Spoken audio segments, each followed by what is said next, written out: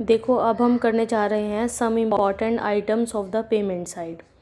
Payment हम कब कब करते हैं और एक ऑडिटर को उसके लिए क्या क्या चेक करना चाहिए इसके बारे में बताया गया है।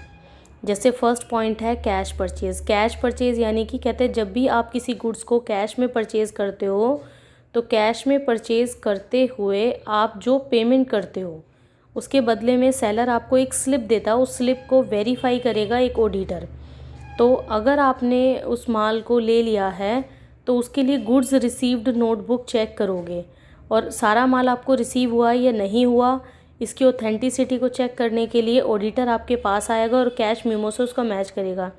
क्योंकि जब हम इन कैश में माल को परचेज़ करते हैं तब कैश मेमो बुक का कैश बुक से मिलान कर लेते हैं। अगर इन क्रेडिट में ख़रीदते हैं तो इनवॉइस बुक तैयार की जाती है, तो इसका सही तरह से एंट्री हुई है या नहीं उसका गुड्स रिसीव्ड नोटबुक से पता लग जाएगा। नेक्स्ट पॉइंट आता है पेमेंट्स टू क्रेडिटर। क्रेडिटर को आप तब पेमेंट करते हो जब इन क्रेडिट में आपने कोई माल ख़रीदा है। तो एक्चुअल क्रेडिटर को पेमेंट हुई है या नहीं हुई ये चेक करना, ये ऑथेंटिसिटी को चेक करना एक ऑडिटर का काम होता है कि आप एक रिस्पॉन्सिबल पर्सन्स को पेमेंट कर भी रहे हो या नहीं और आपने प्रॉपर डिस्काउंट दिया था या नहीं दिया था, ये पेमेंट्स टू क्रेडिटर में चेक किया जाएगा। अब उसके बाद नेक्स्ट पॉइंट आता है पेमेंट्स ऑफ बिल्स पेबल। कहते हैं बिल्स पेबल भी वाउचिंग का ही एक पार्ट है।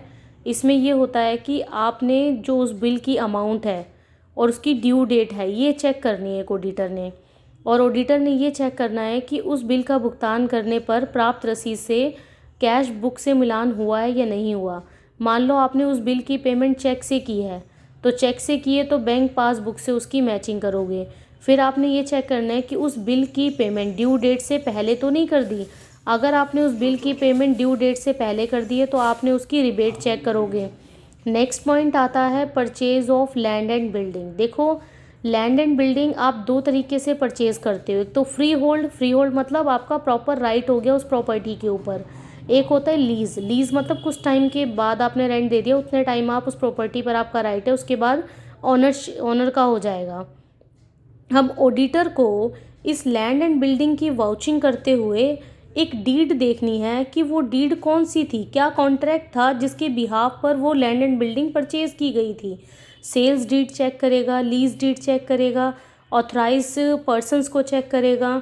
कहते हैं यदि वो लैंड एंड बिल्डिंग किसी दलाल या नीलामकर्ता की सहायता से खरीदा गया है तो उसके द्वारा प्रस्तुत विवरण पत्र भी देखना चाहिए।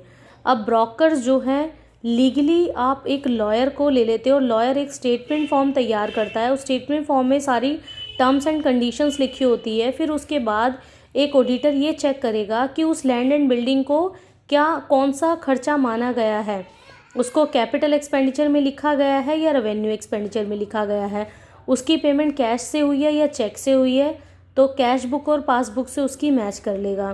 कहते हैं मान लो आप खुद ही कंस्ट्रक्ट करा रहे हो उस लैंड का।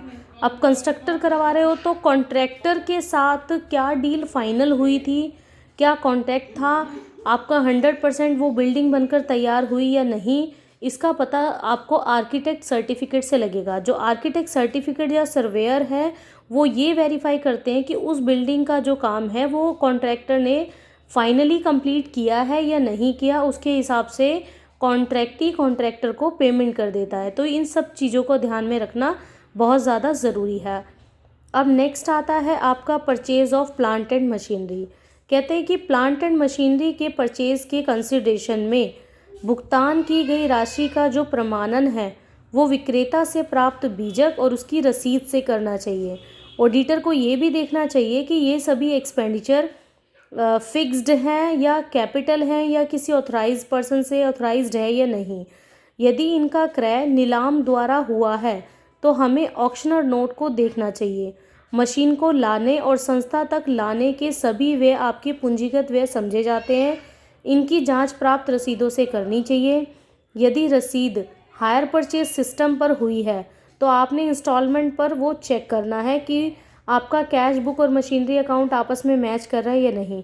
तो किसी भी प्लांट एंड मशीनरी को, चाहे आपने कॉन्ट्रैक्ट के टाइम पर अपनी बिल्डिंग्स के लिए प्लांट एंड मशीनरी को ख़रीदा हो तो हायर परचेज है या फुली अमाउंट से पेमेंट की, ये ऑडिटर को वेरीफाई करना ज़रूरी होता है।